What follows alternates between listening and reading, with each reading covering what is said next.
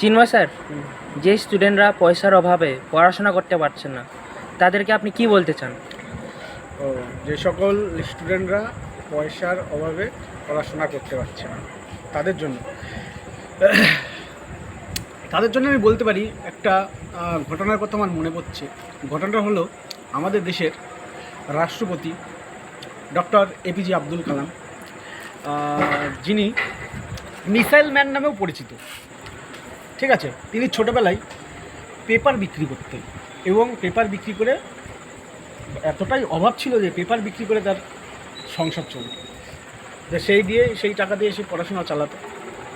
তো হঠাৎ করে একদিনকে সে স্কুলে যাবে, দেখে তার জুতোটা খুবই ছেঁড়া জীর্ণ এবং নোংরা হয়ে গিয়েছে।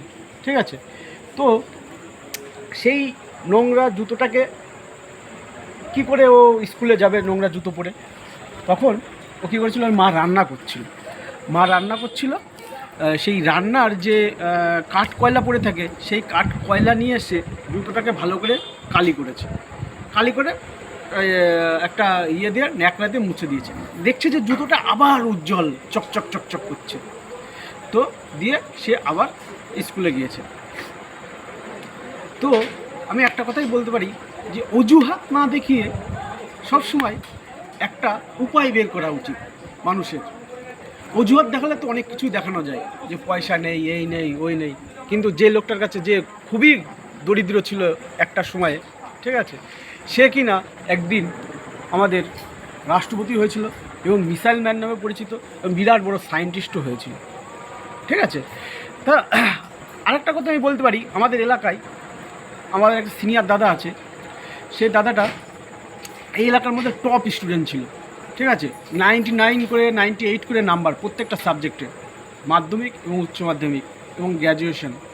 সেই সঙ্গে তিনি এখন প্রফেসরও হয়ে গেছে। তার নাম হচ্ছে অঙ্কন মুখার্জি, অঙ্কনদা বলে আমরা জানি।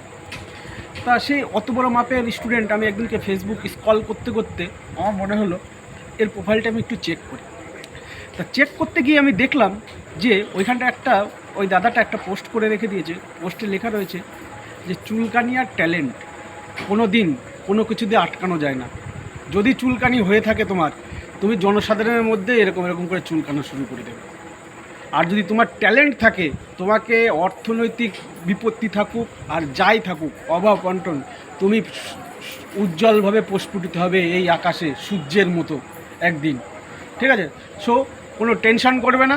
ঠিক আছে, তুমি তোমার কাজ চালিয়ে যাও, অভাবের মধ্যে দিয়েই তোমার সামনের দিকে এগিয়ে যেতে হবে।